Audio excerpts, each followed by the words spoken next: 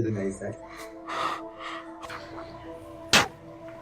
നമുക്ക് ആ കഴക്കൂട്ടത്ത് കിടക്കണ ഒരേക്കർ വസ്തു തന്നെ പോയി കൈ കൊടുക്കാം അല്ലേ? കഴക്കൂട്ടമായി എന്തൊരെടുപ്പായി വിവരമുള്ള ആരെങ്കിലും ആ കഴക്കൂട്ടത്തൊക്കെ പോയി തല വയ്ക്കൂ ആ ചതുപ്പില്.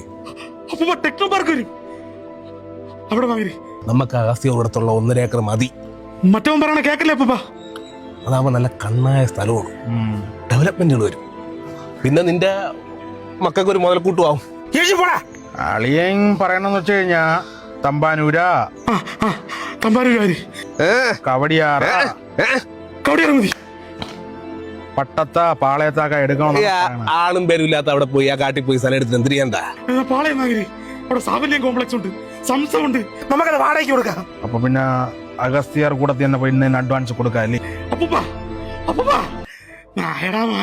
ഉറപ്പിക്കാം, ഞാനല്ലേ പറഞ്ഞത്.